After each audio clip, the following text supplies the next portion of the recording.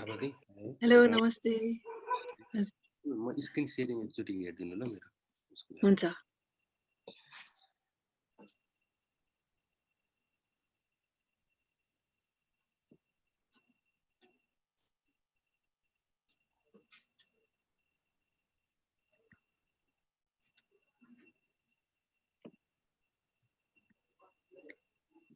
Screen share त भयो तर अगाडिबाट म एकैछिन अ। अर्कोबाट हुन्छ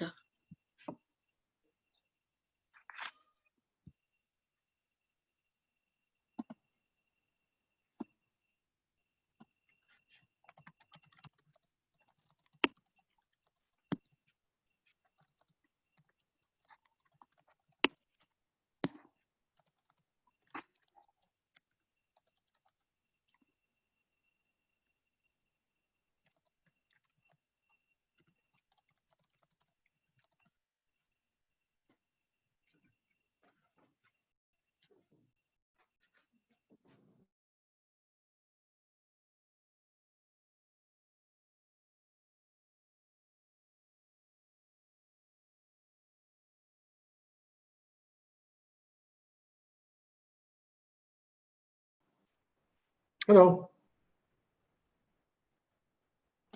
Hello and Dr. namaste. Krishna? Yes. How Hi. are you, Dr. Mark? Okay, how are you? How are you? I'm good. I'm just going to put your volume up. Can you hear me okay? Yeah, I can hear you clearly. Can you hear me clearly? Yeah, my volume's a bit low. Hang on. Keep talking, please. Hello. Yeah, perfect. Can you hear me? Yeah, Okay. yeah. And you can see me okay? Yeah. Okay. Do you want me to screen share now or you'll call upon me later to do so? Maybe you can share your screen. Okay, hang on. I need to be you cannot share a screen while other participant is sharing. Okay. Yeah, right now, just now, Dr. Roshan was trying. Maybe Sure, you can no try problem. right now. He just stopped. Should I try? Yes. Okay, here we go. Here we go. That's it there. Okay, can you see that all right? Yes. You want to take it down or what? Should I leave it there? What do you wish? You can just leave it like this. Okay, good. And then you can continue with your presentation. Well, I'll just, you'll let me know when. I'm just. Okay. Let's Yeah, wait great. for a few minutes. Sure, no problem. I'm here. You can see me all right? The lighting's okay? Yeah. Great, okay.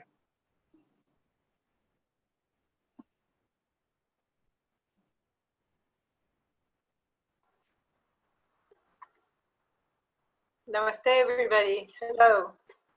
Hello, Mark. Hello, Abba. Hi, Ada, how are you? Yes, I'm fine, thanks. Good to see you all. This is great. Pleasure.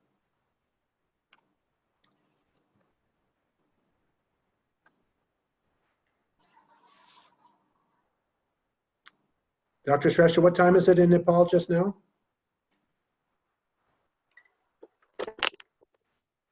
You're on mute. Mute. Yeah, it's 7:10 right now. We will be starting at 7:15. 7:50. Okay, fine. We have 5 minutes left. No, I'm just curious how sleepy the audience is going to be. I think they worked hard in Nepal. They have a terrible, a peak of first wave, I think, no? Abba, what's the situation there?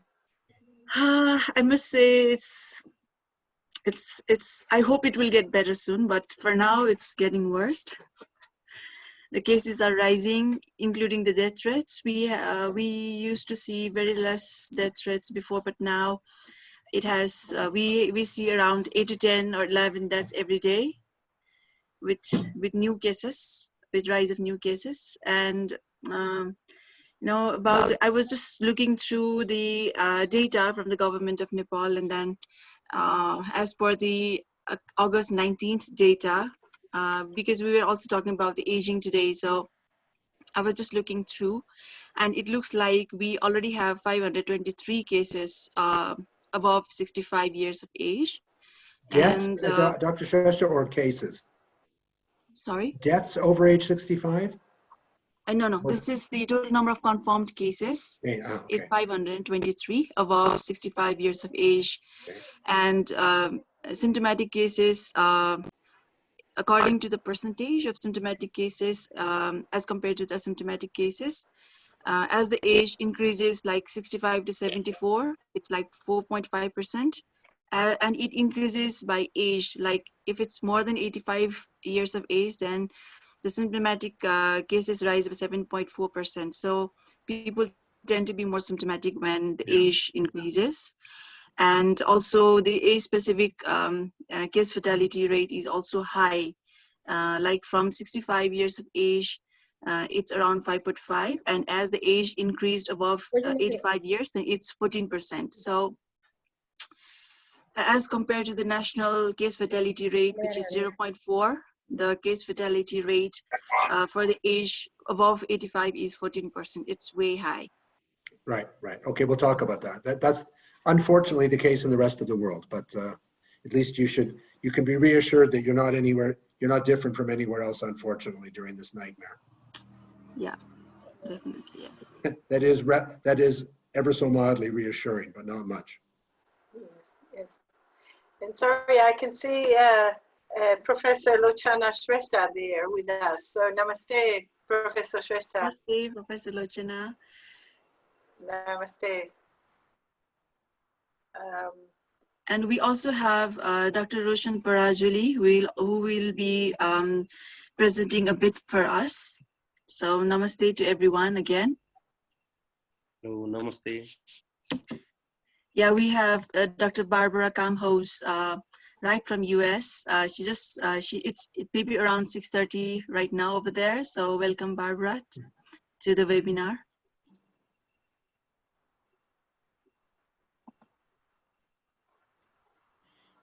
So let's wait for 2 more minutes and then we can start. Whenever you like.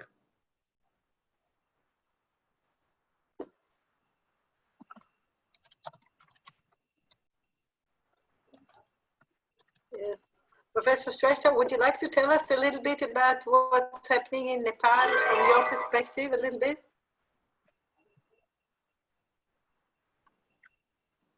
You are on mute, Dr. Shrestha.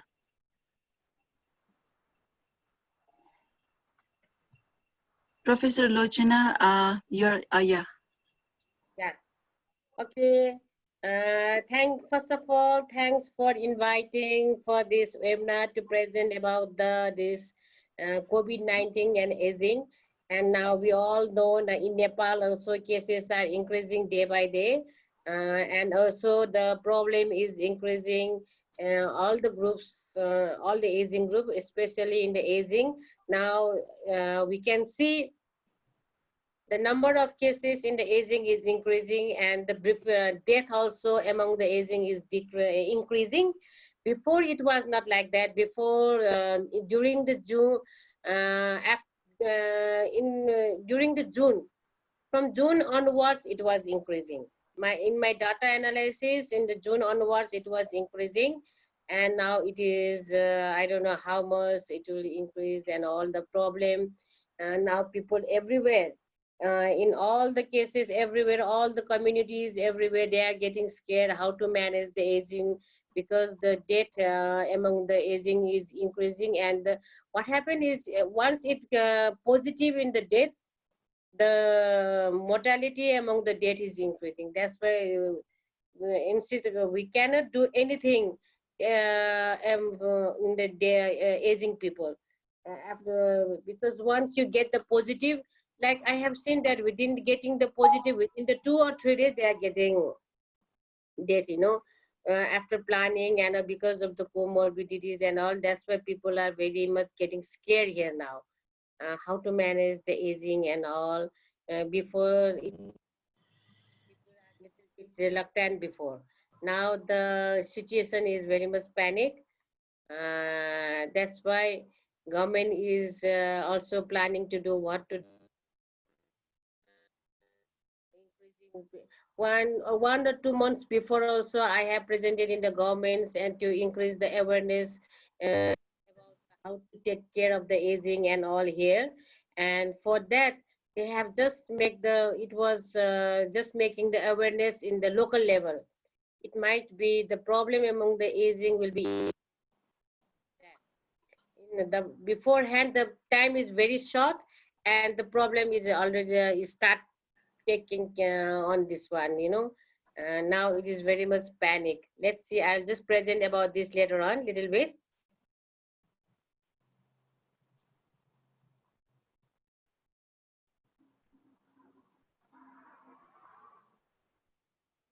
Start, Ganu.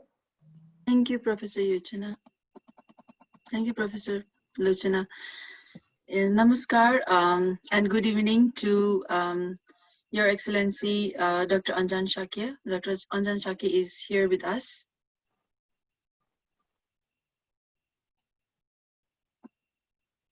Good evening to all of you.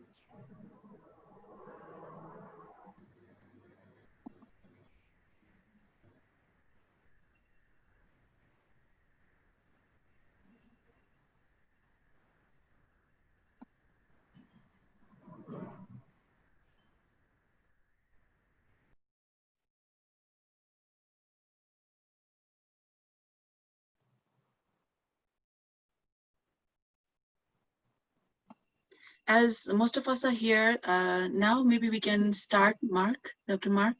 Sure. Ready to go? Yes, let's start our discussion. Okay, so you can hear me and see me all right? Yes. Okay, so namaste from Jerusalem.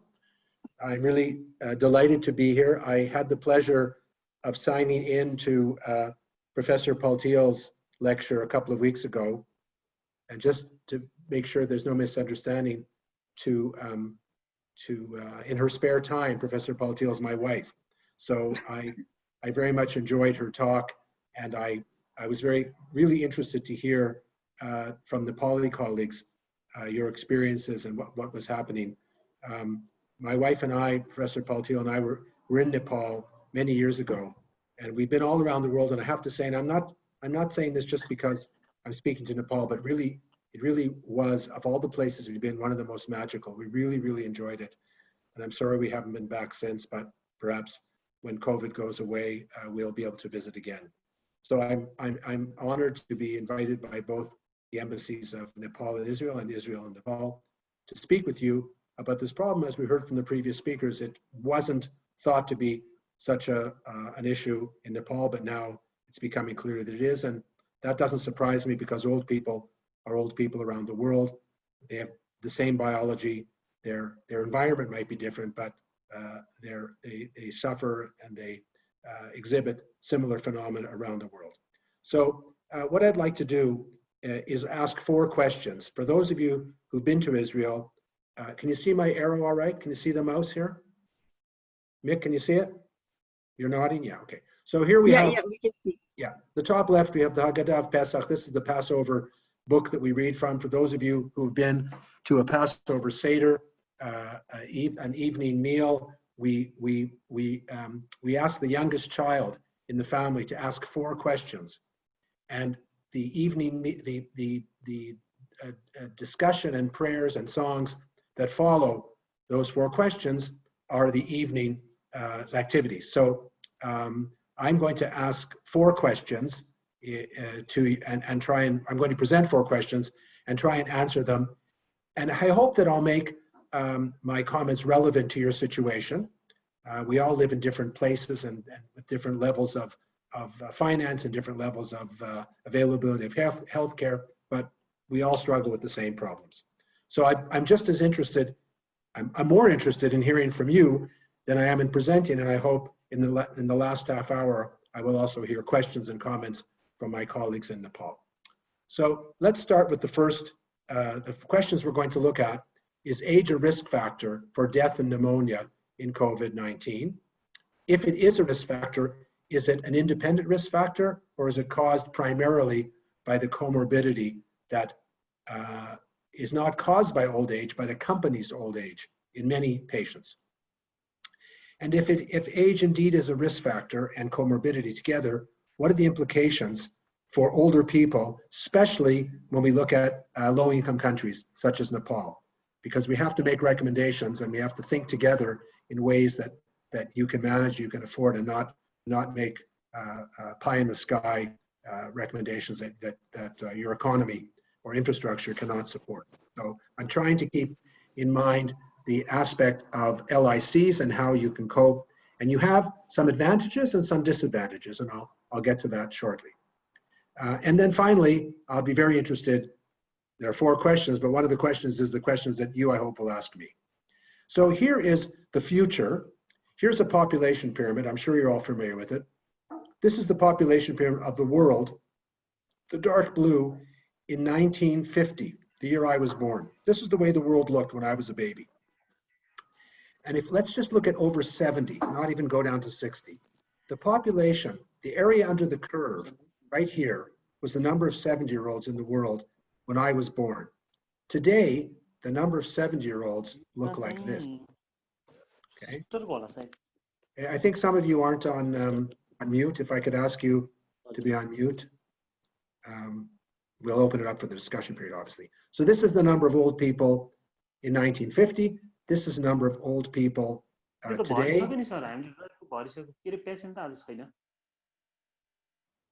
And this will be, hold on, this will be the number of old people. Delete, can you mute yourself? Delete.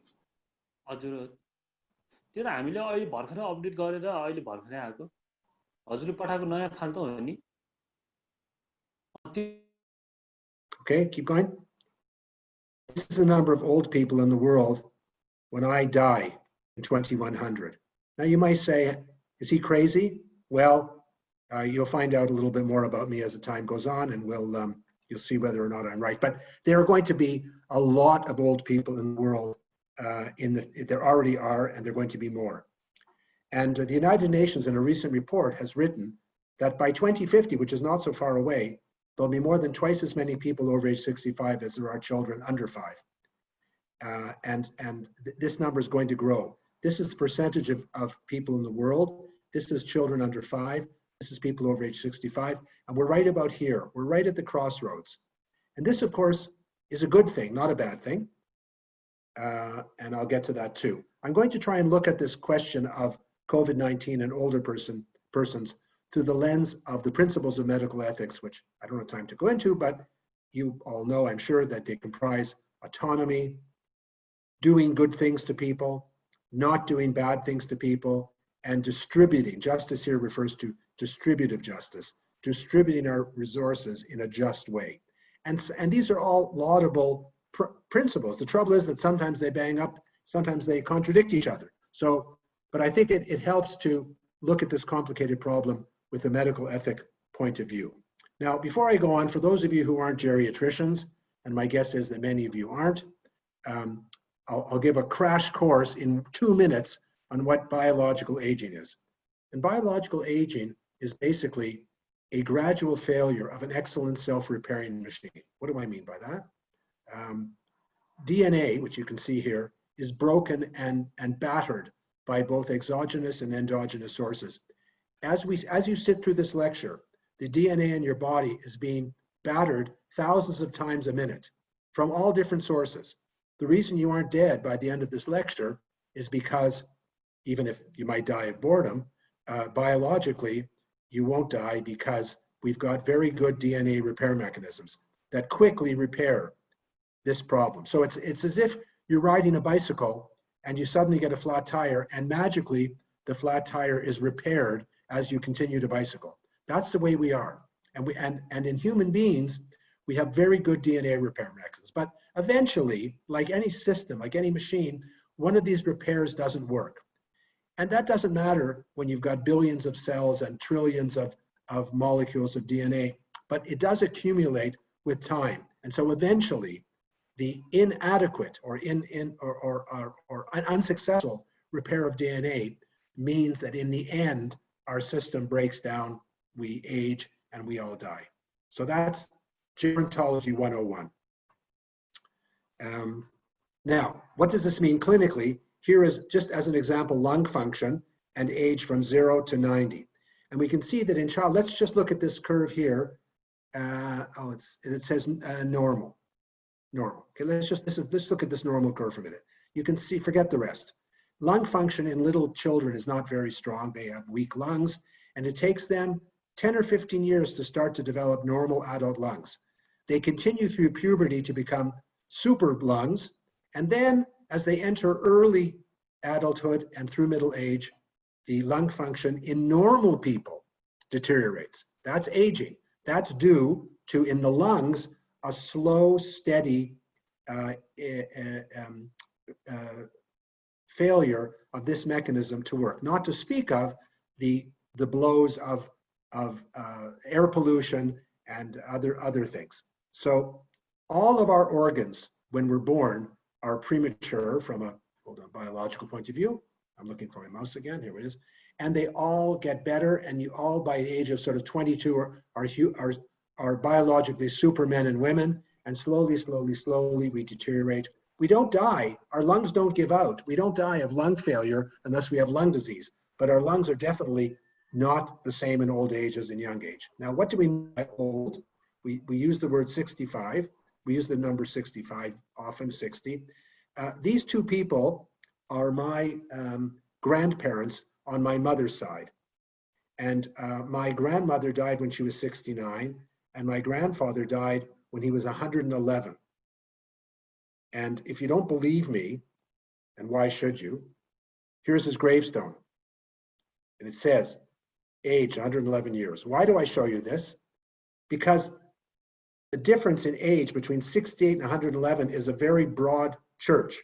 Old people are a very heterogeneous group of people, unlike children who are very homogeneous. Most children's lung function will go up more or less in the same way with a very small confidence interval around it. But once you age, the confidence interval, you don't see it here, becomes much broader, so that we've got very well elderly and very sick elderly, but the old people can be 65, they can be 75, they can be 85, they can be 105, like my grandfather. But from a clinical point of view, without going into any more detail, really what aging results in, normal aging, not illness, is a loss of clinical reserve. So all healthy old people are old and healthy. They may not have any diseases, but they don't have the same reserve as they did when they were younger. And a group of old people doesn't have the same reserve as a group of young people. That's not adding illness, because of course young people can be ill and so can old people. But do not make the assumption that old age results in disease. Old age results in a loss of reserve. Some people in their old age get sick and some people don't. Okay, here we have an example of glomerular filtration rate in the kidneys. We've got kidneys, young kidneys and adult knees. And you can see that these older kidneys they don't look that great, but they still function, they still produce, they still clear your blood pretty well. And if you don't have kidney disease, your kidneys, like your teeth, like my grandfather at age 111, his glomerular filtration rate was adequate. It wasn't normal, but kidney disease didn't kill him. His kidneys worked till he was 111. So the difference, what I want to tell you about old people is they have less reserve, but they're not necessarily sick. I think we'll leave that. Okay, so aging is a good thing. Why do I say that? Because aging is the avoidance of premature death. In your country, you still have children that die young and even adults that die before their time.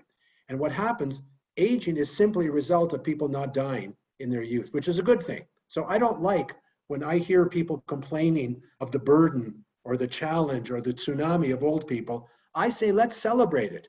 If the world is growing older, it means we're avoiding premature death. And that's a good thing. So let's keep avoiding premature death. The cost, if I can use the word cost, or the result, a better word, is that we have lots of old people. And that's a good thing, not a bad thing.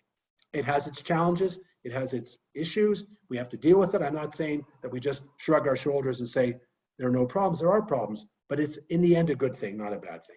Okay, so let's return to our questions now with that background in Gerontology 101. Is age a risk factor for the problems of COVID? The simple answer is yes, it is. And why should we be surprised? Age is a risk factor, chronological age is a risk factor for a lot of diseases. I won't read this slide to you. you can read it yourself. Lots and lots of diseases become more common as we age. And so age is a risk factor for all these diseases. Not everyone develops ischemic heart disease. Not every old person has hypertension. Not every old person gets dementia. But all these diseases are more common in old people than they are in young people. So let's distinguish between age and disease. But clearly, if age is a risk factor for all these diseases, why shouldn't it be for COVID-19? Here's a study of viral pneumonia, not COVID, viral pneumonia before the COVID pandemic. This is viral pneumonia, happens to be in Shanghai. They looked at a bunch of patients, and we see that age, here are all the risk factors for death, but age as well was a risk factor. If you were over 60, you had twice the risk of death for viral pneumonia than you did less than 60. Now remember, the viral pneumonia is a new disease. It wasn't caused by aging. It's just that older people can't tolerate viral pneumonia as well as young people. Some young people die from viral pneumonia. Some older people live with viral pneumonia. But the chance of dying is double in people over 60 than under 60 for plain ordinary viral pneumonia. Going to COVID, let's look at the intensive care unit in Lombardy in northern Italy. See that those patients admitted to the ICU, there's a survival curve.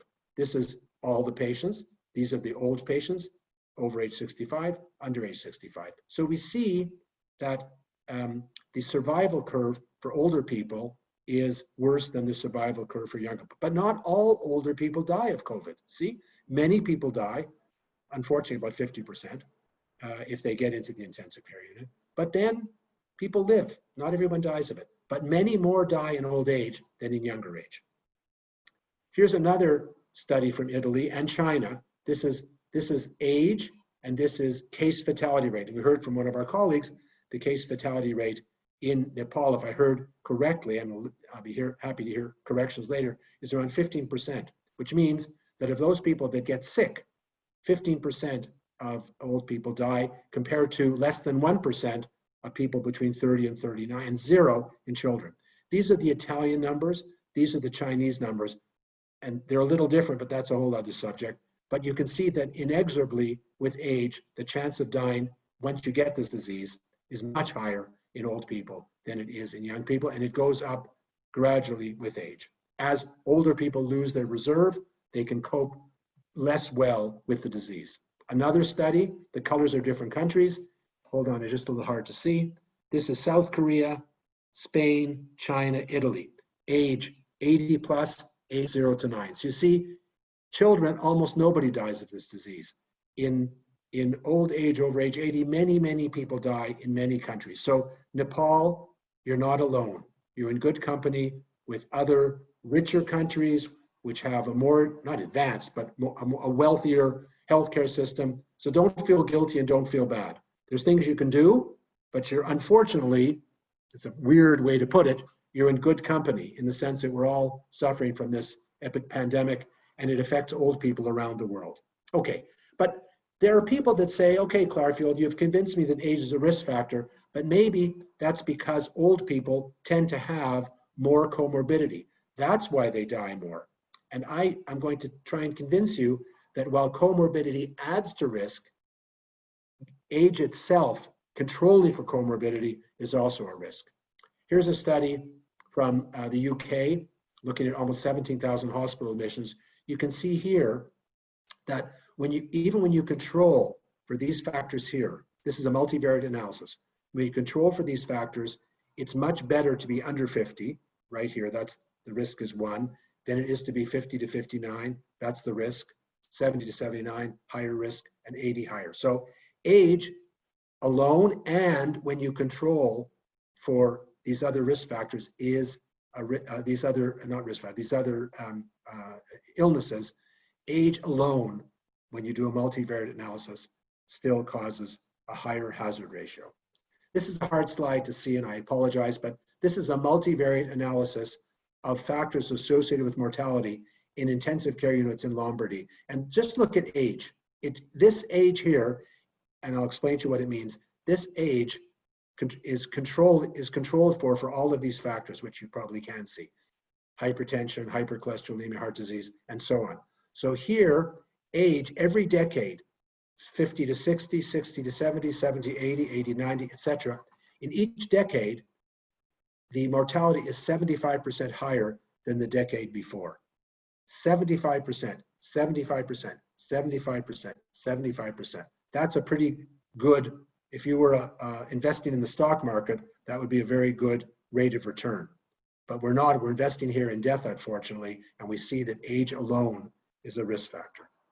Here's a very colorful study which says the same thing, but I think it helps to understand how big the problem is. These are cohorts of people. It's very hard to see the mouse. Why is that? Just let me try. We see the mouse again? It's disappeared. Here we are. Here we are. The mouse, yeah. Yeah, okay. So these are, thank you. These are 50 to 59-year-olds, 60 to 60, different aging cohorts, getting older.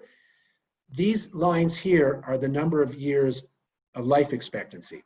And these down here on the x-axis are the number of conditions. So what does this mean?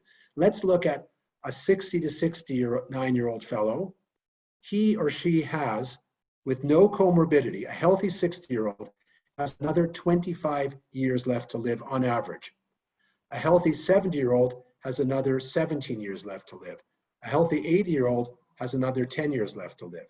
But as the older people, as all people accumulate comorbidities, their life expectancy goes down. So let's make it simple. Let's look at a 60-year-old with no comorbidities. He or she has 25 years left to live. If that person has 3 comorbidities, that person has only 17 years left to live. And the claim that I hear from some healthy older people and some advocates of older people is that if I'm a healthy 80-year-old, I'm in better shape than a 60-year-old. That turns out not to be true until that 60-year-old, again, my mouse is run away, until that 60-year-old, here's the 80-year-old number, see the 80-year-old number, 10 years, until that 60-year-old has 1, 2, 3, 4, 5, 6, comorbidities, he or she has a longer life expectancy than a healthy 80-year-old for COVID.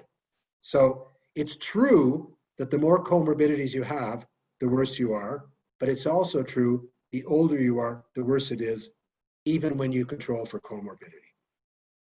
So is age an independent risk factor controlling for comorbidities? Again, the answer is yes.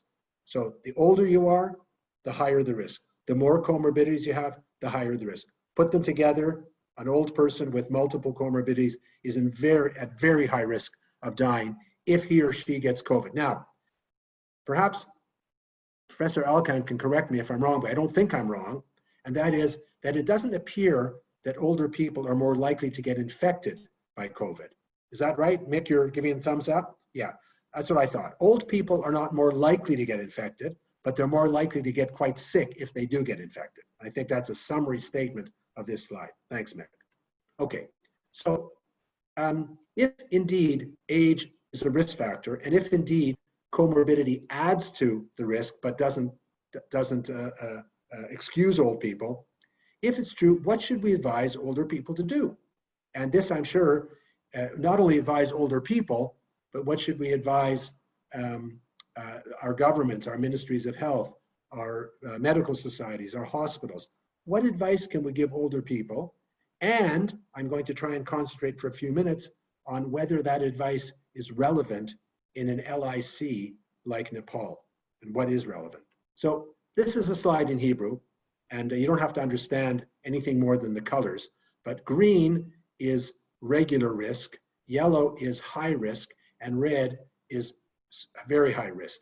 And what this is an attempt by our Ministry of Health, and in fact, not a very good one, even though those of you who don't read Hebrew can't understand it. Even those of us who read Hebrew, it's not entirely clear what it means. So, right, Mick, am I right? I mean, it's not clear. It's not.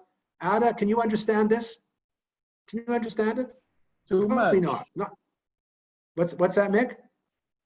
Too much. Too much. Exactly. You need to give people health guidelines that are simple and evidence-based. And when you complicate it, as this Ministry of Health supposed guideline for older people, when you complicate it, you make it very hard for people to remember. Even in wealthy countries, even in countries where a majority of the older population has a university degree, most people are innumerate.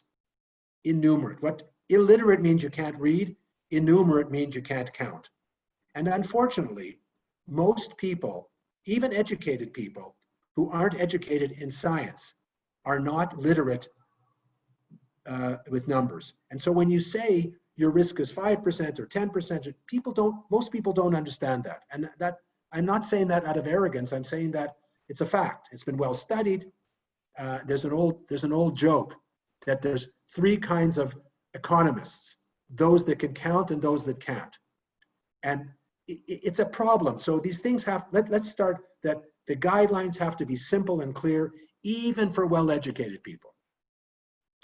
Here are guidelines from the Canadian Geriatric Society, which I thought were a model. It says, and I don't like to read slides, as you've noticed, but I'll read this one because it's so short and so simple. And it's meant to tell Canadian older people what to do. It says the best way to prevent illness from coronavirus is to avoid virus exposure. Okay. Who is at high risk?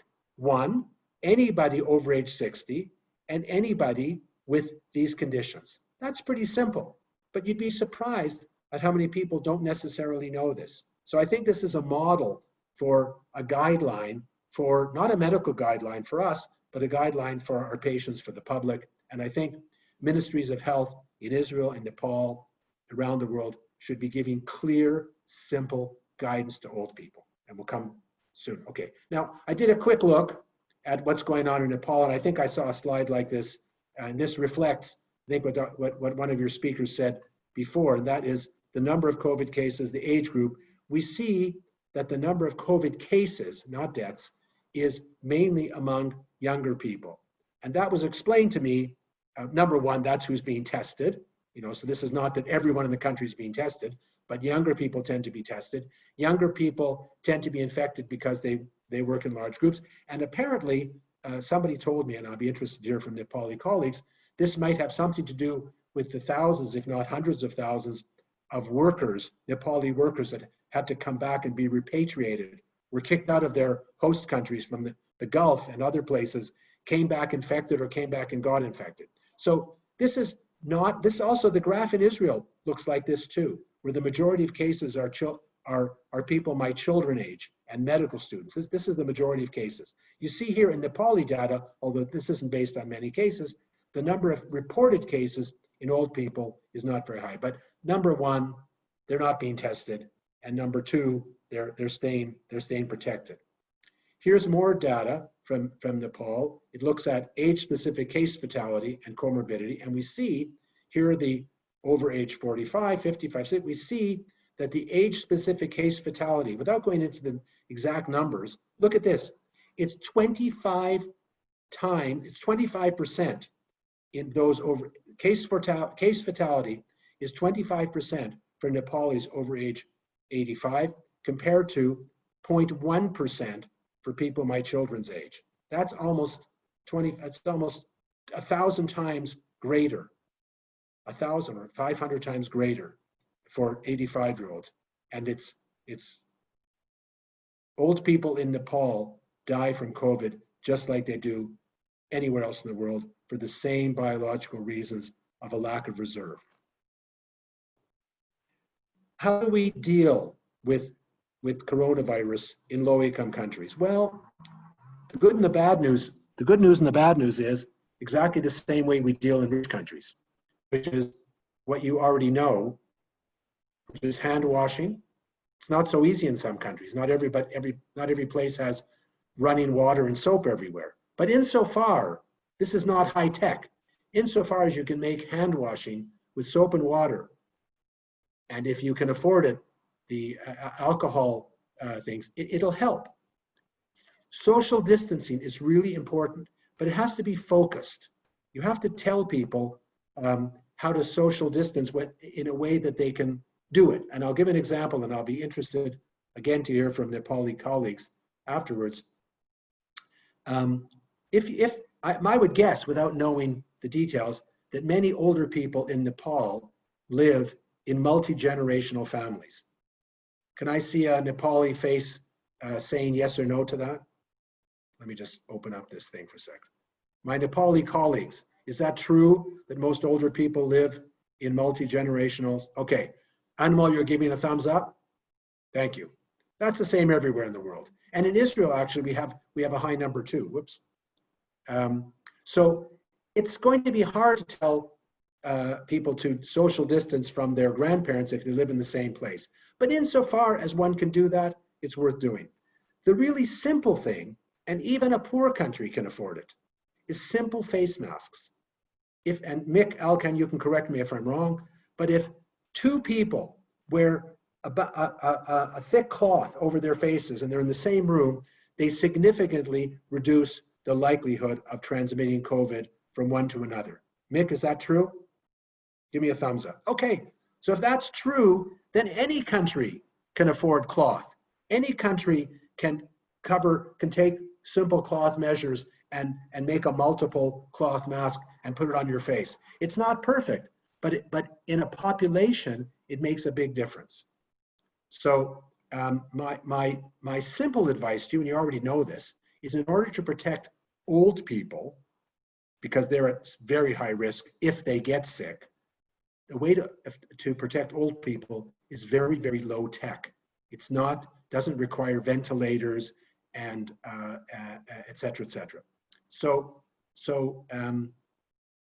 let's try and think together how these three things, and I'm not telling you anything new, I'm just trying to put the emphasis on how these behaviors can help old people. So if an old person lives in a place with younger people, at least let them all wash their hands. If there's a possibility for the old person to sleep separated from the younger people, do that. If there's a possibility that everybody wears face masks, insofar as you can, do it. It makes a big, big difference. Now, I want to talk to you about what I said. I'd tell you you have some advantages, and here's the world population pyramid in 2018, this green one, and here's the Nepali population pyramid, which I don't need to tell you. You're familiar with it, but you see that you have, relatively speaking, few old people, and relatively speaking, a lot of children. So we know that children under age 30, and especially young children, we know that they don't get very sick nor die from this disease. What we don't know is whether little children spread the disease to older people. This is still a focus of research around the world. My guess is that younger people are not the super spreaders of COVID that they are in the flu. And so that protects, in a society like Italy, where the population pyramid looks like this. It actually doesn't look like this. It looks, I don't know if you can see my hand, it sort of looks like a pear, where there aren't many children and there's lots of old people. So the Italian population as a country is at extremely high risk for death from COVID because they have a lot of old people. They don't have very many young people, and old people are easily get infected middle-aged people. So your population pyramid is protecting you. As bad as things are in Nepal, they're probably not going to get anywhere as bad as they were in countries like Italy for older people, because you're fewer of them, and and the younger people are not the infectors. And this remains to be seen. All of us will be studying this terrible disease for the next 30 or 40 years, and we'll know more about it as time goes on. So you have some advantages, so enjoy them while you can. Okay, how can we help? Remember I said I would talk through the lens of medical ethics? Well, beneficence is a nice word meaning helping people. And I think in order to help older people, we can do the following. We can protect them and give them accurate advice, which I try to express to you. And don't give them inaccurate advice. Secondly, if they can social distance, insofar as they can, and this may or may not be relevant everywhere in Nepal, but it's certainly relevant sometime. If they're separated, then other people have to worry about their food, their medications, and not make them too lonely. Because if you make old people lonely, they can die of loneliness before they die of COVID-19. You also have to help protect the health system. And this benefits both young and old people. This is probably, I'd be interested to know whether your health system, how your health system is coping. My guess is, and this is a guess, you don't have enough ventilators and intensive care units for the number of cases you have. And so then the question is, who gets it? Who gets a scarce resource like a ventilator or an intensive care or even an internal medicine bed? Because even plain ordinary oxygen, again, I don't have to tell this audience, if you don't have anything but oxygen, you're going to save many, many thousands of lives, because that's a treatment many people will survive if you can raise their oxygen saturation by supplying them with medium or high flow oxygen. And that's relatively low technology. We're not talking about ventilation. But you have to protect, that's a scarce resource, even if you have more of it than you might have had before, it's still a scarce resource. And here's another one. This is not as relevant in Nepal, but it's relevant increasingly around the world. And that is that some old people, if they get sick, will not want to go to hospital, will not want to be ventilated, will not want to be in an intensive care unit bed. And it's important that we hear from these older people, allow them to express themselves. Let us know, let them express their autonomy, what they wish. Again, this is more of a problem in richer countries where there is access, broader access to intensive care unit beds. You don't want to waste them on people that don't want them.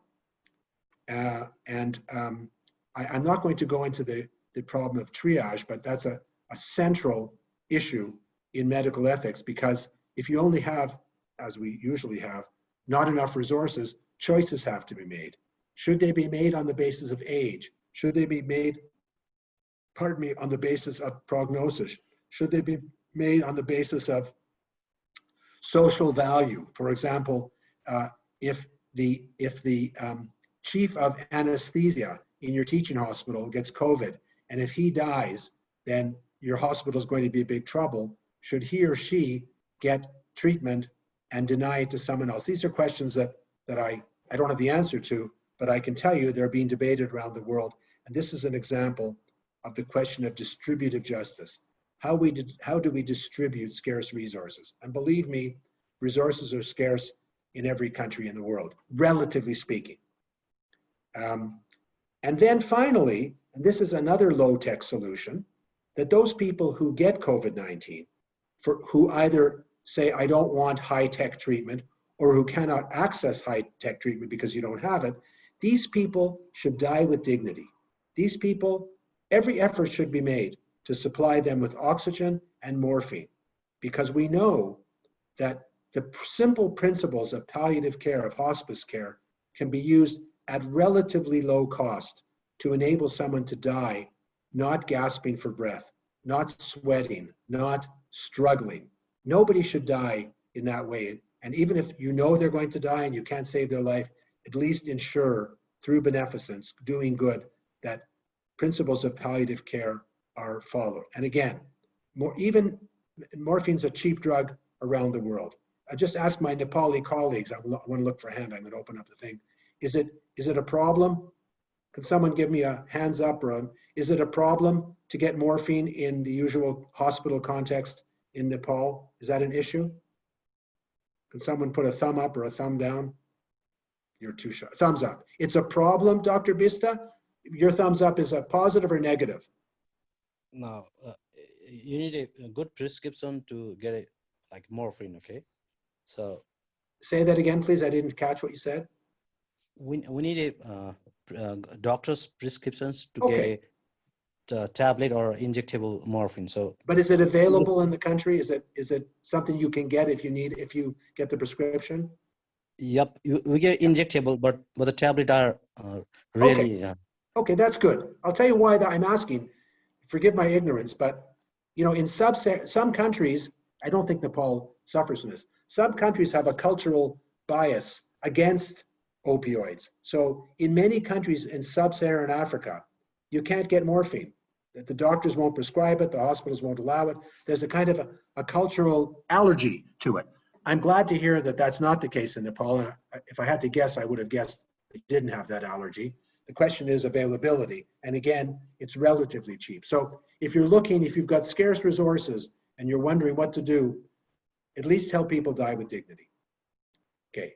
Finally, what about this next wave? Well, we're already in, you're suffering from wave 2, and so are we, we're wave 2, and I don't want to depress you too much, but our model from the 1918-19 flu epidemic, there were 3 waves over a period of 18 months. That's the bad news. The good news is they didn't know in 1918 that it was caused by a virus. They didn't know for 15 years. They didn't have morphine. They didn't have oxygen, and they didn't have intensive care, and they didn't have the wherewithal to develop a vaccine, which is, we all hope and pray, coming quickly to a country near you. So the next wave is going to be serious, but we're not in the same situation we were in 1918 and 19. And another, just a curiosity, in case you didn't know, the death rate in the 1918-19 flu pandemic was mainly young people, mostly people aged 20 to 30, with a mean of 28, died during that epidemic. Children didn't die, and old people didn't die. They died, but not in high numbers. It was a very weird disease, and we still don't know why that happened. But thank God, at least in this epidemic, children, for the most part, are spared, if not the disease, at least getting sick from it. So if you want to, if we're going to end this part of the talk with a high note, it's at least our children and young people, for the most part, are not dying of this disease. You might think it's a bit strange to hear that from a geriatrician. I'm certainly not celebrating the fact that the preponderance of death is in old people. I would not celebrate that. But looking at it from a societal point of view, imagine what this world would be like if we watched children die of this disease in the numbers we saw them die in the 1918 and 19 flu. So there is some semi-good news to be told. So what do we have to do? We have to count properly. We have to know where the cases are. We have to stamp them out where we can. We have to have enough simple equipment. I'm not talking about high tech. I'm talking about personal protective, masks, gloves. We have to give the public proper information. We have to have some contingency plans, which we follow. A lot of these things have failed, and there'll be an accounting will take place when this is all over. Not to point, I don't want an accounting where we point fingers and we say the Chinese are guilty, or the WHO is guilty, or this country's guilty. That's not going to help. The question is, why was the whole world not ready for this? And why did we why weren't we ready with the equipment why weren't we ready? Here's a question. The same low-tech equipment that we needed for a flu pandemic is the same, the masks and the ability to crank up high-tech as much as you can afford. We knew we had to be ready for this because we knew a flu pandemic was coming. The fact that we weren't ready for COVID, I think, is something that all of us have to wonder why that happened. And it happened, the only countries it didn't happen in were some of the Far Eastern countries where they'd suffered from SARS. But even Canada, which had suffered from SARS, as well as 10 years ago, they were more ready than other countries, but my Canadian colleagues tell me they weren't ready enough. So let's return to the 4 questions. Is age alone a risk factor? The answer is yes. Is it explained totally by comorbidity? No. These are questions of gerontology, the study of aging, the biology of aging, the immune system of older people, the ability to mount immune response, the ability to go too far and have a cytokine crisis. All of this is the biology and medicine of the virus and of our bodies, but we certainly know enough now to know what to tell old people. We know what the simple public health measures are to take. What can we tell old people? I think we could tell them a lot if we tell them the truth. And now I'd be very interested. I think the organizers have got a few other people who are going to speak, and then I'd be very interested in hearing your questions and hearing your observations and thoughts. So I think I'll get rid of my screen share in case, shall I get rid of my screen share? Is that a yes? Yes. Done. Okay, so here I am. That's me up here, wherever you can see me. And now I'll return the gavel to our hostess and allow you to continue to run the meeting. Thank you very much. Thank you, Dr. Mark. So now may I request, as we are waiting for the questions from the floor, may I request Professor Dr. Lochana Shrestha. Dr. Shrestha is Head of Department of Community Medicine at Nepalese Army Institute of Health Sciences. She's also Chairman at Health Home Care. It's a residential elderly home care in Nepal. And she's also the Honorable Member of Council of UN International Institute on Aging. So may I request Professor Lochana to do your presentation. Thank you. Okay, thank you, Dr. Ava. I'm very glad to present about the COVID-19 in our country, Nepal, because I have been working for the aging for the last 12 years and all. And most of the things Dr. Mark has already explained about something about this COVID-19 in Nepal also. Main thing I just want to tell is in Nepal, 2011 census have reflected that 8.1% of the total population is occupied by elderly above 60 years. And regarding now, this is the growth of COVID-19 confirmed case from the last how it is increasing. You can see in the figure, it has already reached 34,418. And this is the age-wise COVID-19 confirmed cases from the age, this is 26th August. And the confirmed cases above the 60 years is 1,304. And now you can see I have done this train analysis until the 30th June. The total confirmed case above the 16 year, that time it was 191, and how it is increased you can see from here after the 15 June, how it is increased you can see here above the 16 years and above the 18 years and above 70 years. You can see how it is increased the cases above the 60 years. This one. And then this is the comparison of total cases growth between total cases and cases of the elderly 60 years above. How I have just compared the total cases growth between the total cases and also to cases above the 60 years. The red line, you can see percentage of the growth of the cases above 60, how it was increasing. And in this one I have already presented in the CCMC also. And this makes the alarming that the cases above the 60 years will be increasing, it is showing. And this total cases, now this is the one, the death also increasing among the above the 60 years. Now this is in the India among the 80 above the 80 plus, how the death is increasing in India. In the same case in the Nepal also it might occur that the total cases among the death will increase. We can also predict that in Nepal also the death among the elderly people can increase, and the data is shown by the Mark also.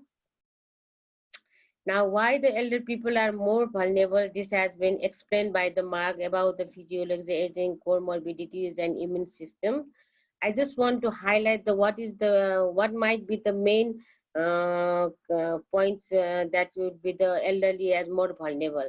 In Nepal, this red highlight less preparedness and less perceptive condition, and also another one is the poverty and isolations, mobility challenges, and so these are the main points we can see that why the elderly people are more vulnerable in Nepal, because in Nepal the isolation is the main condition, because maximum elder people are left alone in their home because the reproductive young people are out of the countries, and now only the maximum people came back, but without the without the money and all, they are coming back.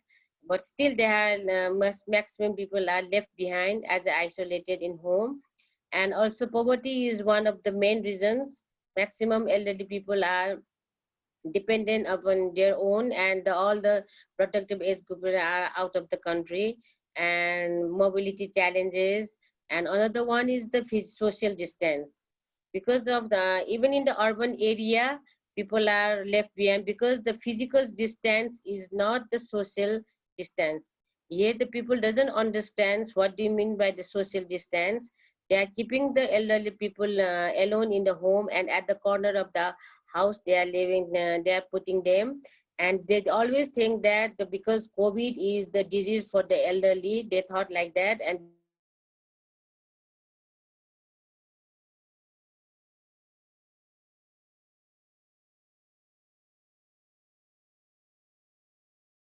of the house, and they are making the more physical distance, they are making the social distances for them. They are not contacting with them. They are not attending them regularly. They thought that the disease will first, the disease will attack to the elderly and it will come to them. That's why they're making them the separated from the family, and they're keeping them isolated in the room and all. So many things coming in the like this.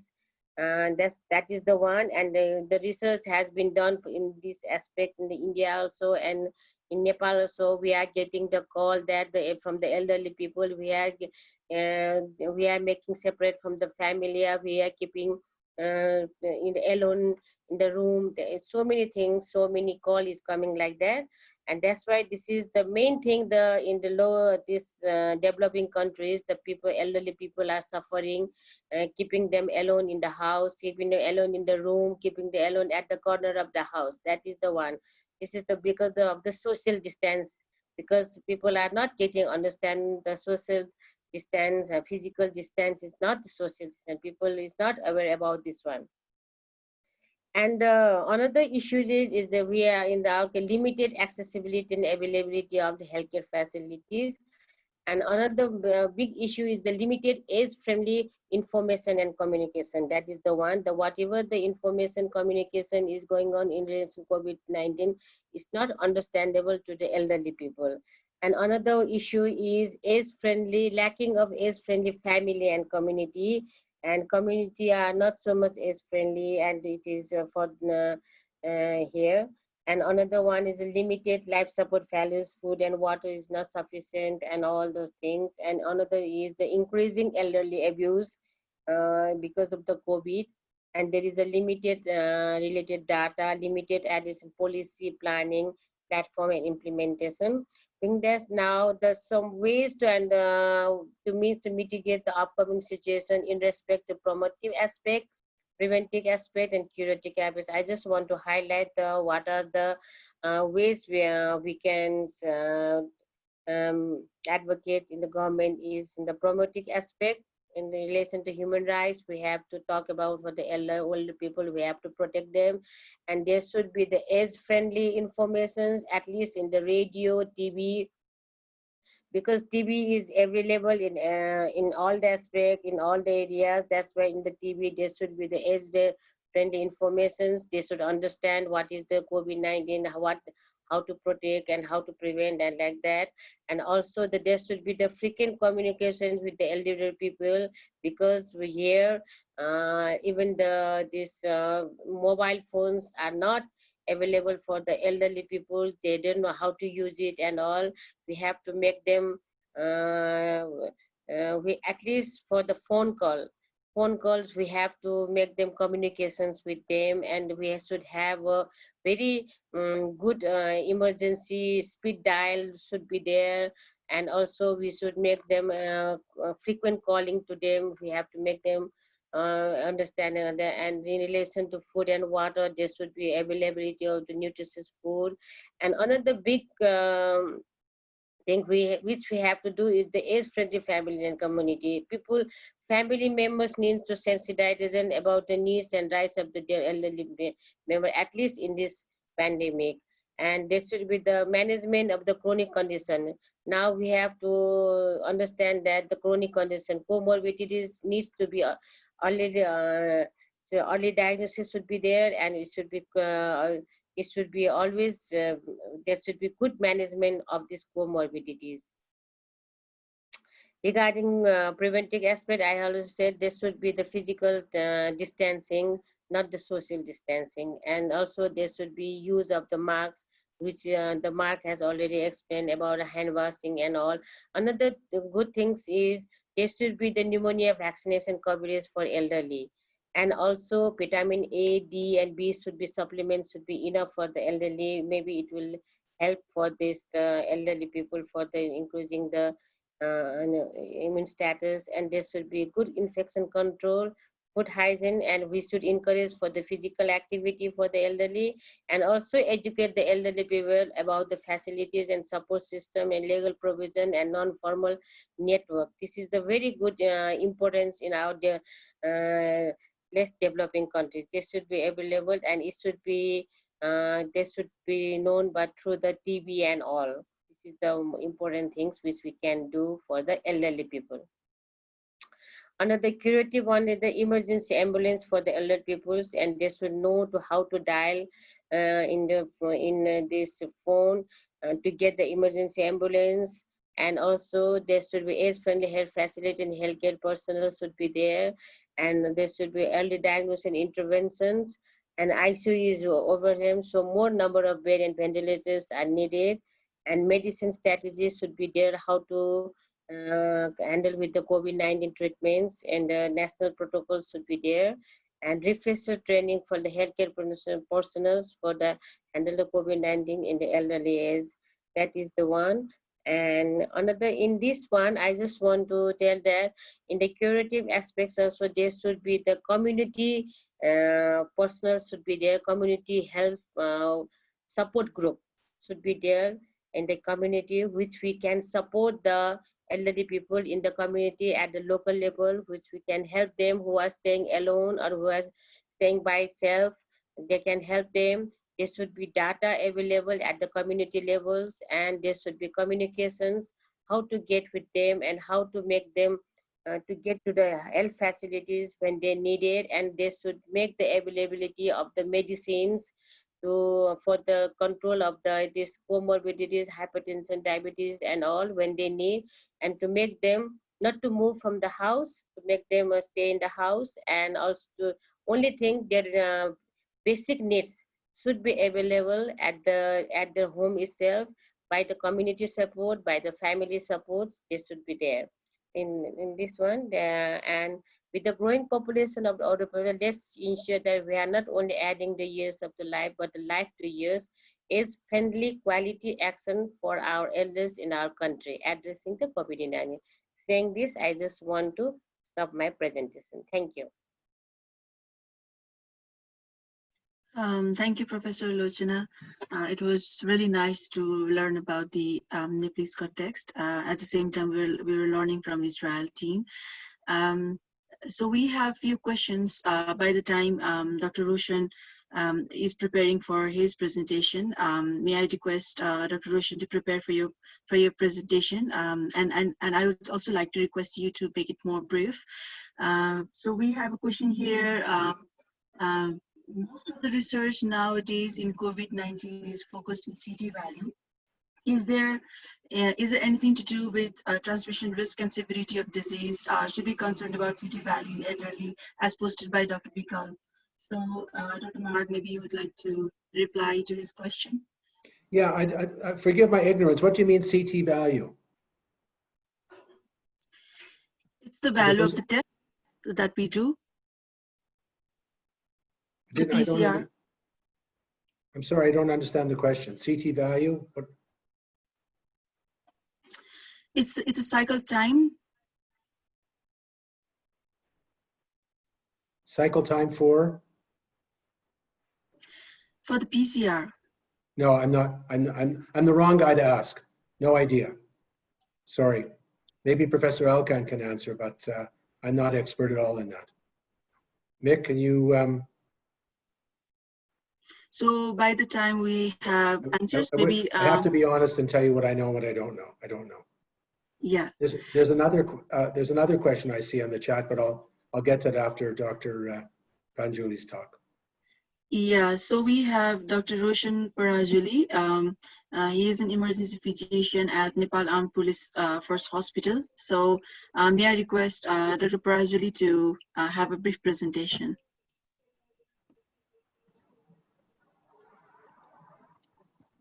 Thank you, Dr. Ava. Respected seniors, my colleagues, this is a great opportunity for me to share my experience in this platform. Now I'm going to share my experience that I had during while taking care of COVID-19 positive elderly patients at the dedicated COVID hospital, APF hospital at Colombo. I will be giving a short introductions. I will be talking about the issues that we had, our efforts that we did, ethical issues that still persist on and off, and message that I learned from that scenario. Now, recently, 7.4% of our admitted patients are above age of 65 years at a dedicated Corona hospital, APF hospital.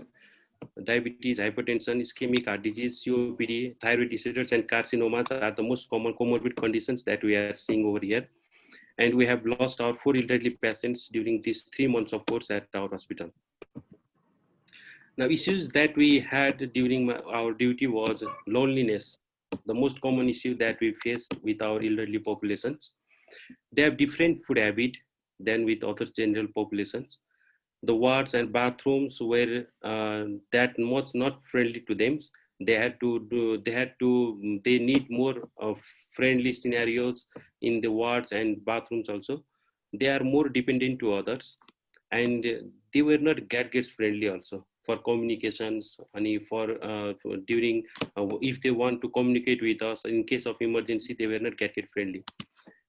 Then our efforts that we did over there where we mixed that populations with elderly population, we mixed the youngsters who were very willing to help with the geriatric population. So these youngsters helped those geriatric populations for their medications, for conveying message to us. And we frequently supplied the balanced diet to them. And on family request, what we did was occasionally we admit one caretaker, caretaker with that patients, and those caretakers, that they could be either SARS-CoV-2 RT-PCR status positive or negative. We did this on few special conditions where our patients were very old aged and they were not able to take care of themselves. And we modified our wards and bathrooms to make it more elderly friendly, and this helped them a lot. Now, ethical issues that we faced over there and we are facing right now also is admitting care providers. Is it ethically right or not wrong whether to admit a caretaker provider along with the COVID-19 positive patients? Because sometimes the scenario is generated like that where we have to make the decisions and it comes on over the ethical ground. Next is a barrier for use of mechanical ventilator. This is the ethical issues that we have faced and will come on and off in future also. And wish of peaceful death. Wish of peaceful death by our old elderly populations. Now, what I learned during my course of treatment in the COVID dedicated hospitals at APF regarding this elderly population was age is not just a number. Nature of body and mind changes with age, and we need to address this among our elderly populations. Thank you. Thank you. Thank you, Dr. Roshan, for your nice presentation. Now, may I request Dr. Barbara, we have a guest, Professor Dr. Barbara Kamhos. She is geriatric psychiatrist, clinical professor of psychiatry at UCSF. So maybe while we are talking about the clinical aspect and the other aspect of geriatric population related to COVID, maybe we would also like to hear about the experience of working with frail and complex patients with the low socioeconomic stress related to stress among the geriatric population from Dr. Barbara Kamhos. Thank you, Dr. Ava, and thank you for this presentation. It's very informative. I'm unmuted, right? Just one moment, Barbara. Yes. Prabha. I'm sorry, I'm from the Israeli organizer side. I just want to say that the purpose of our meeting is really a discussion. So if your presentation is short, it'll be fine. If not, maybe we'll have a more extended meeting on the next session where you can have a broad presentation. This is up to you. Okay. Okay. It'd be nice to hear a very big presentation on your topic. Okay. Thank you. Yeah, no, I just learned about this 12 hours ago, so I don't have a full presentation. Sure. But I was the one who posted the question about ways to handle people who are, demented or cognitively impaired and isolated, which is something I've been quite concerned about in the Nepali rural context also, because they are apt to be much more frail. I know in India, roughly 50% of the older population is frail, which puts them at a much higher risk. And I think that there's that risk. And as well, people who are demented are really going to have a great deal of difficulty navigating many of the issues that you've commented on, such as, obtaining correct information, knowing what to do, and being able to remain safe. They have enough difficulties day to day. And I'm just wondering if we have more information about what's happening with people with dementia in Nepal. And that's all I'll say. Thank you. Thank you, Dr. Barbara. So we had another one question about the distancing, physical distancing and social distancing, a difference between physical distancing and social distancing as posted by Vishnu Joshi. So maybe one of you would like to reply to this question.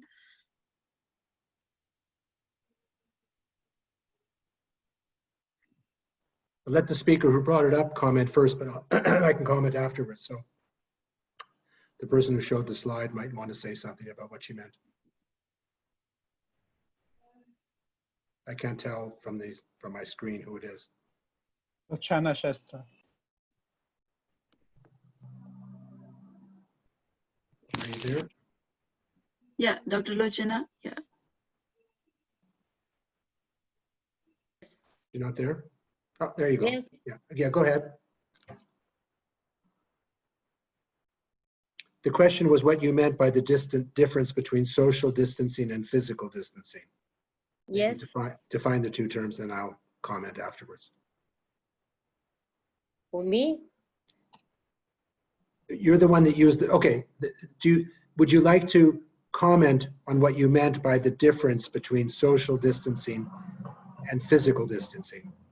Yeah, here people get misunderstanding for the social distancing, and they think that because for the physical distancing they misunderstood with the social distancing, and they are because as for the physical distance they are making the people elderly people keeping alone in the room, and they're keeping the elderly people at the corner of the house, doesn't making any contact with them.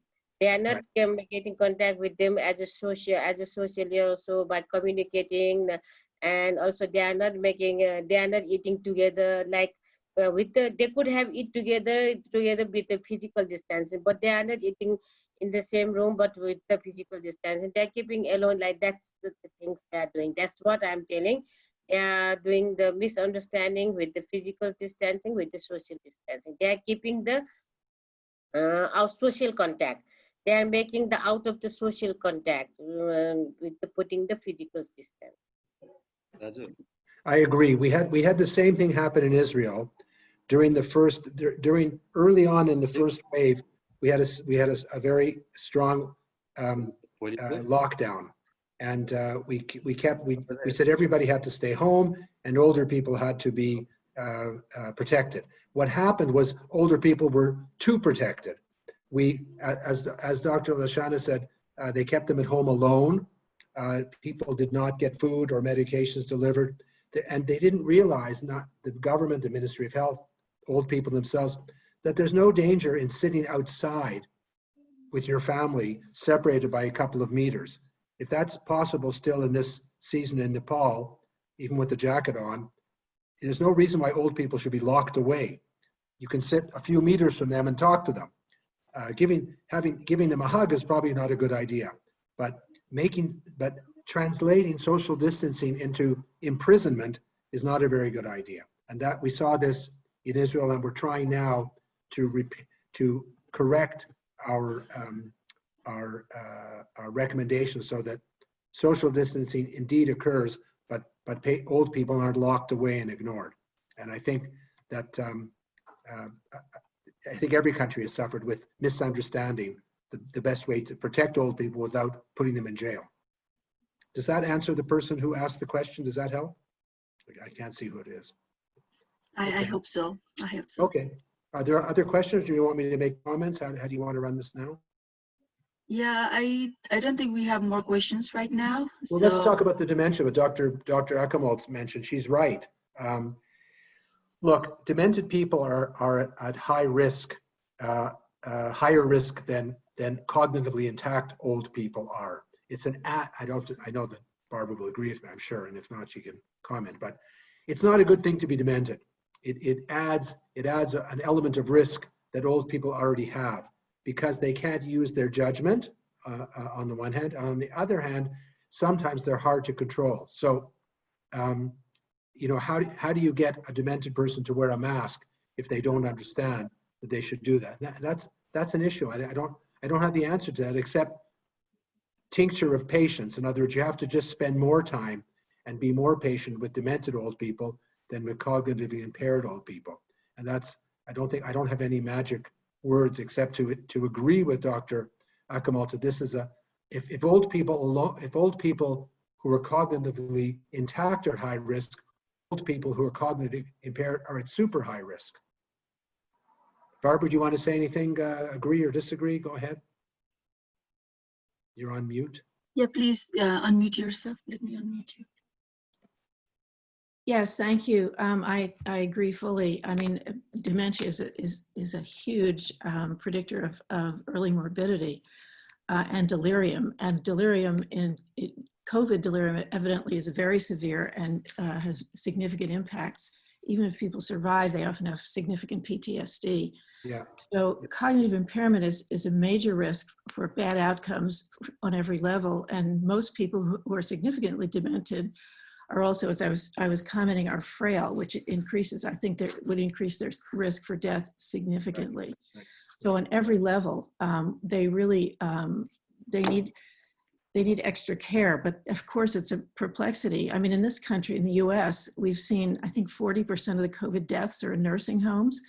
And that might not just be because they're poorly supervised and they haven't gotten, you know, adequate equipment, but because they are so vulnerable, because almost everyone in a nursing home, as opposed to, you know, other kinds of older age homes, is very frail. I mean, that's almost the definition of a nursing home patient. So separating those things out is difficult, but yes, figuring out how to care for people and how to protect the health workers who are around these older people who are really quite ill is something that's very distressing and complicated. And I don't know if anyone anywhere has a good answer to that. Yeah, I agree with what you said, but I think that the other speaker, I think it was Dr. Roshan, who explained all the problems of COVID older patients in medical wards are well known to be the problems of older patients without COVID. In other words, hospitals and your medical schools, forget COVID. We could have the same discussion right now about care of the elderly. Looking after old people, you know, 100 years ago, when pediatrics hived off from internal medicine, the kind of ideological statement made at the time was, children are not just little people.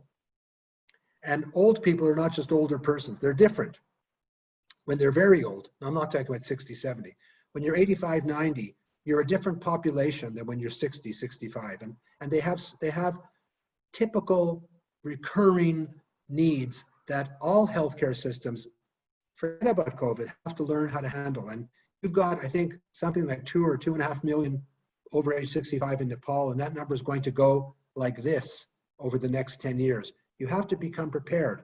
And care of the elderly is generally a high touch, low technology specialty. You don't have to be, you know, a rocket scientist to look after old people well.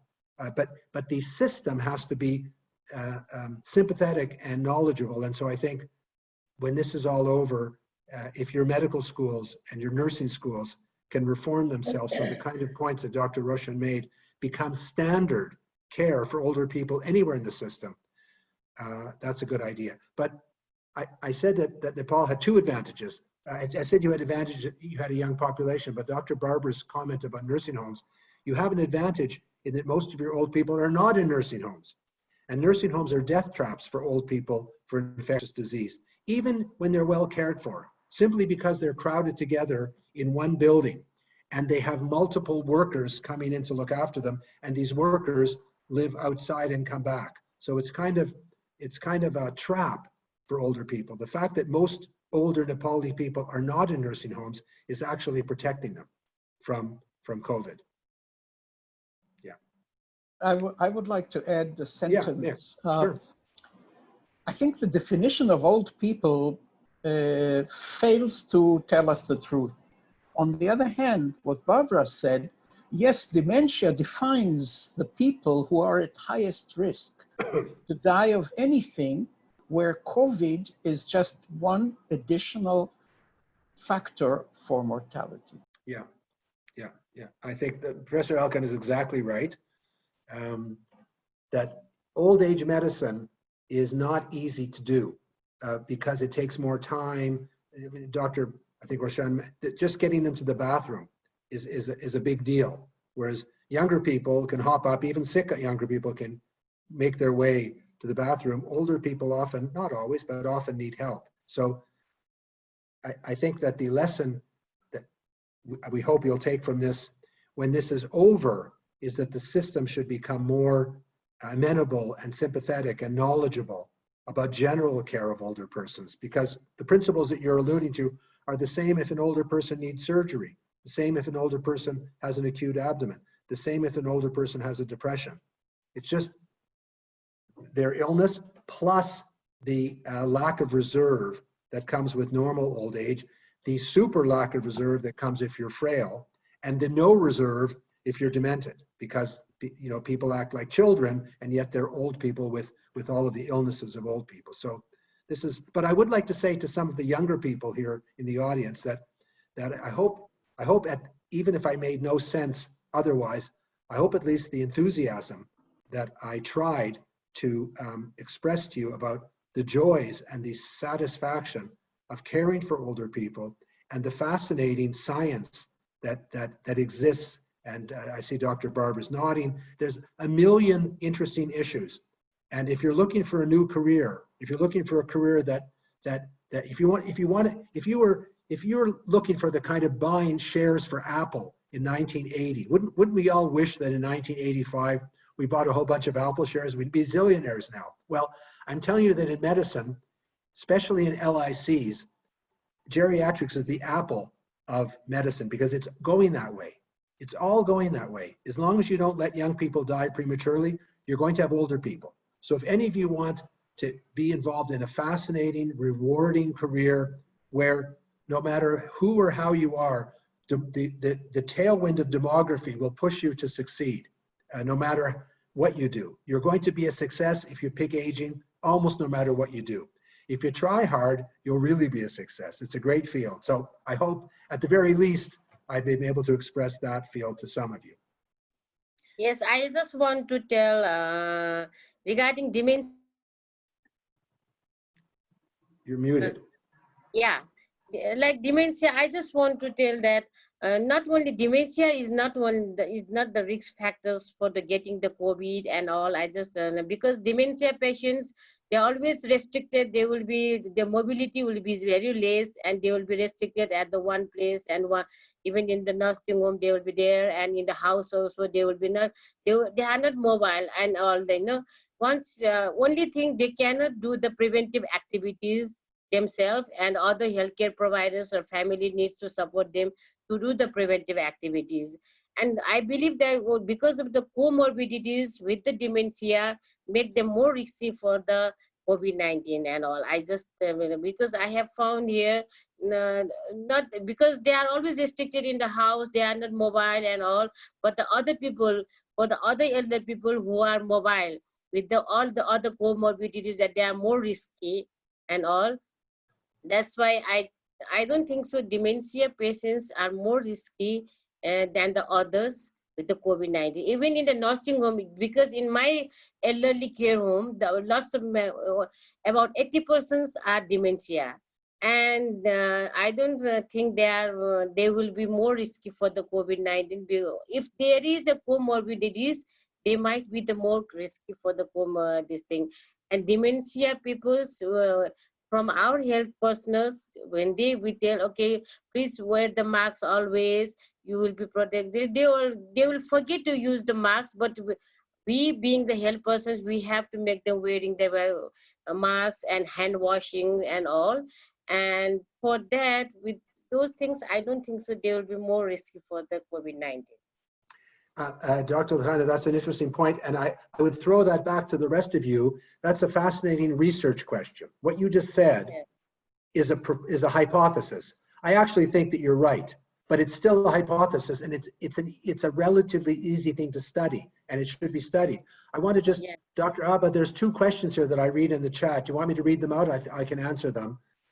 Please go ahead, Dr. Mark. Dr. Naveen Puyal says it was quite interesting to see our population pyramid and assume that our young population might protect the elderly, and the situation may not be like the few European countries. How likely is transmission from younger working mobile population to children, and from children to elderly, or transmission from children to elderly once schools are reopened? This is a terrific question, and I think those of you who are on for Professor Paul Thiel's presentation where they talked about children, it looks like we don't know the answer to this, but I'll tell you what we do know. We probably children 0 to 10, although they get coronaviruses and they're infected, they don't seem to be the spreaders of the disease in COVID like they are in the flu. So old people could probably more safely be with children, small children, than with middle children. So once you get to be 10, 11, 12 years old, you then become an adult in the sense of being able to spread the disease. So how likely, I don't think that young children will likely be spreaders to grandparents, but I think that children from 10 to 20 might be. So you have to explain to the children who are, once you're 10 years old, you should be able to understand you have to wash, when you come to visit grandma, you have to wash your hands and sit a few feet from her and wear a mask. That's not rocket science. And 10-year-olds, 11-year-olds should be able to understand that. The other question that was asked from Dr. Seshananda Sanjal, I apologize if I don't pronounce your name correctly. We cannot be locked forever, as now the world is doing. How long will this devastating evil remain in the earth? Good question. We have to open the activities anyway in a society like Nepal. 3 generations stay together in the same house. How can we protect our elderly? That's a great question. I think we can't. I think that we'll die of starvation if everybody's locked down forever. And food, unfortunately, or not, the fact is that we have to feed ourselves. If we don't, we'll die whether we're infected from COVID or not. The question is whether we can do sensible things that will help the population as a group. Again, I know it sounds simple. Hand washing, masks, not breathing on people. Those are simple measures that would, when I go to the grocery store in Israel, I'm going to show you something. Just don't leave. I want to show you something. While Mark is away, we have to identify the spreaders.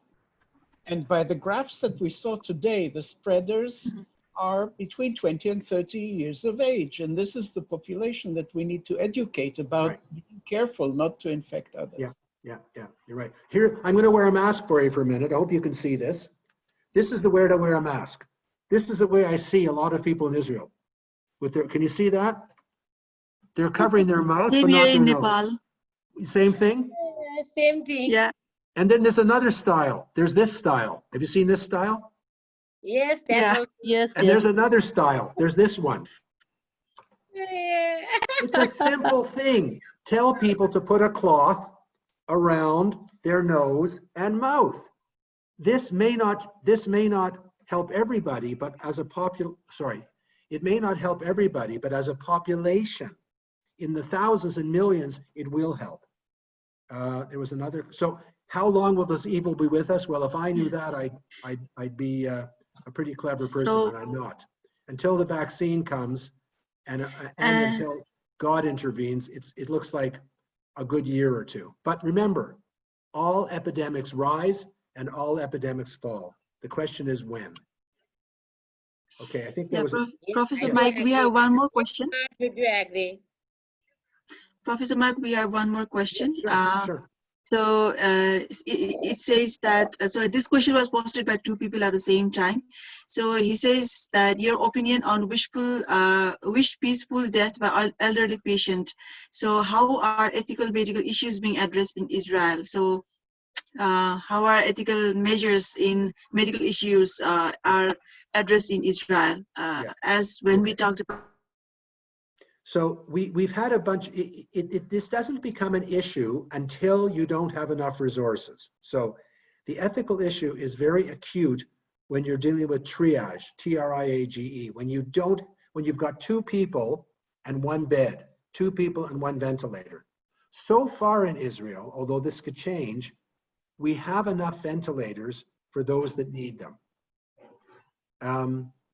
But I think, so in a country like Nepal, where you already don't have enough, or my guess is you don't have enough ventilators for your population, it's very important to try and think of making rational triage decisions. And you can be helped by the fact that there's been a lot of work done, a lot of publication on the ethics of triage.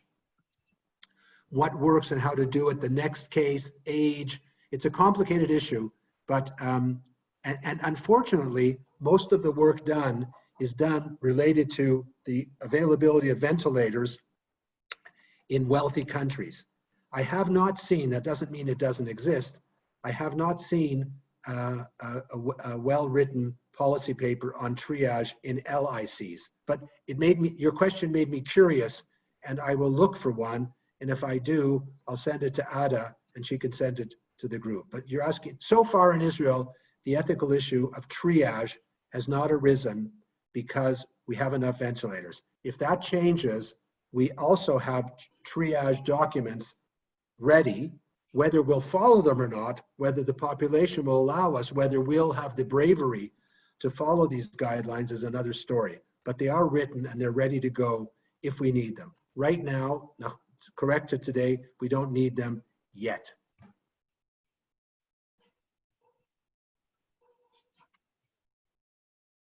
I hope, Dr. Abba, I answered the question as best I could. Yeah, so we don't have any more questions, but I think Dr. Barbara would like to say something. And we have a few more minutes left before we conclude. Maybe Dr. Barbara would like to say something? Sure, thanks. I just wanted to second what Dr. Mark said about working with the elderly. They're often kinder, gentler, more receptive, less defensive. What are you going to be defensive about when you've lived most of your life? You don't have to prove anything anymore. And generally speaking, as a psychiatrist, if not a geriatric psychiatrist at the moment, you're much less likely to see personality disorders in the elderly. And it's just a heck of a lot easier to work with them, and it is incredibly gratifying.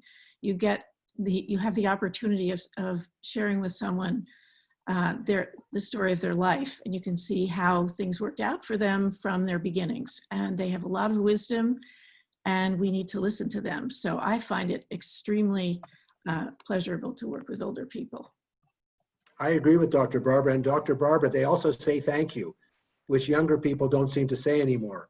They're the most grateful people on earth, and they're also lots of fun. I agree. They're terrific people to talk to. Really terrific people to talk to. I agree with you. Yes, I meant to add they're always extremely grateful. Almost always. Yeah, yes.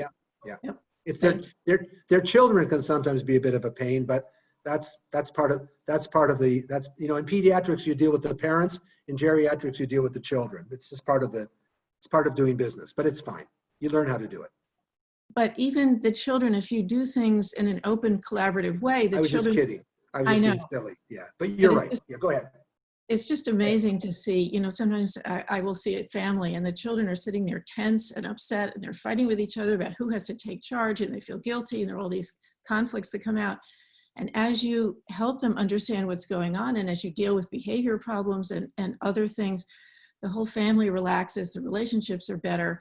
And of course, the person who you're working with, the older person feels much better. So we're in total agreement about this. Yeah. Thanks. Thank you. Yeah, good to hear that. I agree with you completely. That was really nice conversation. So over to you, Ada. Yeah, all right. I'm sorry I wasn't here to say hello to everybody in the beginning. My internet went off. But I just want to say and say hello from Israel to Nepal and from Nepal to Israel. And I believe I missed the ambassador of Nepal to Israel saying a few words to us, but the future ambassador of Israel to Nepal is here with us. And Hanan, Yes. perhaps you would like to say a few words to conclude our session. So thank you, everybody, and we'll see you back in 2 weeks' time. We'll send the same information and let your friends know. It's really, we're really enjoying it, sharing the experiences. Hanan, please. Thank you very much. Hanan? Shalom. I hope, do you hear me, Ada?